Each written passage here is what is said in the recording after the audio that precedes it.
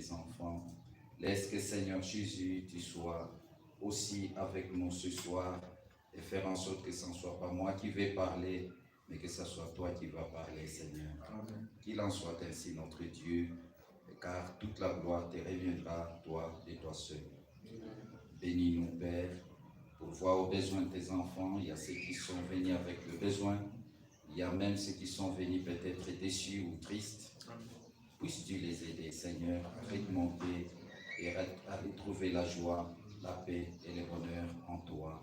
Car c'est en toi que nous avons tout notre tout. Au nom de Jésus-Christ, nous te prions. Amen. Amen. Nous allons lire toujours là où nous lisons. Tous ces jours ici, nous sommes dans Apocalypse. Nous voulons faire ressortir quelque chose comme le Seigneur le permettra parce que je n'arrive pas à quitter ça.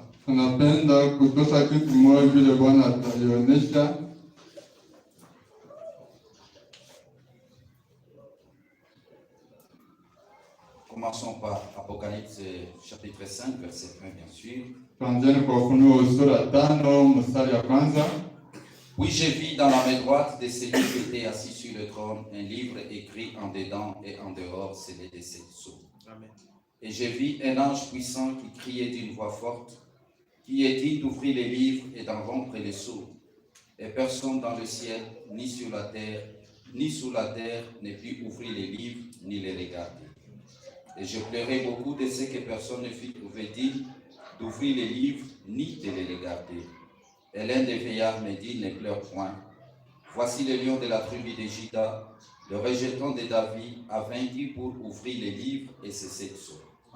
Et j'ai vu au milieu du trône et des 4 êtres vivants, et au milieu des veillards, un agneau qui était là comme immolé. Il avait 7 cornes et 7 yeux, qui sont les 7 esprits de Dieu envoyés par toute la terre. Il vint et il prit les livres de la main droite de celui qui était assis sur le trône. Et quand il eut pris les livres, les 4 êtres vivants et les 24 veillards se prosternèrent devant l'agneau, tenant chacun une harpe et des coupes d'or remplies de parfums qui sont les prières des saints. Et ils chantaient un cantique nouveau en disant, tu es dit de prendre les livres et d'en rompre les sceaux, car tu as été immolé et tu as racheté pour Dieu par ton sang des hommes de toute tribu, de toute langue, de tout peuple et de toute nation. Et tu as fait d'eux un royaume et des sacrificateurs pour notre Dieu, et ils régneront sur la terre. Et j'ai regardé et j'entendis la voix de beaucoup d'anges autour du trône et des êtres vivants et des veillards, et leur nombre était des milliards et des milliers de milliers.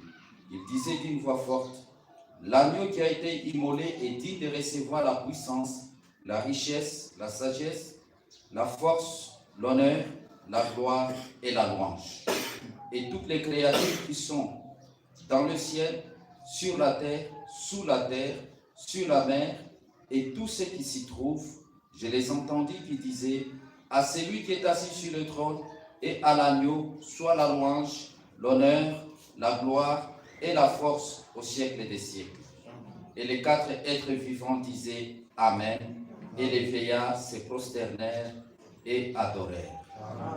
J'ai regardé quand je vis l'agneau ouvrir un de ses sceaux, et j'entendis l'un des 4 êtres vivants qui disait comme d'une voix forte, comme d'une voix de tonnerre, viens. Et j'ai regardé, voici paru un cheval, celui qui l'est monté avait un arc, une couronne, lui fit donner, et il partit en vainqueur et pour vaincre. Que Dieu bénisse sa parole.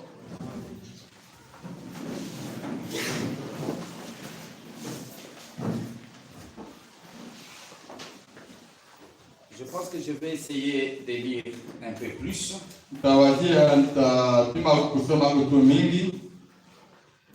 Et laisser le prophète lui-même parler. Alléluia. Amen. Amen. Nous sommes en train de parler sur la rédemption.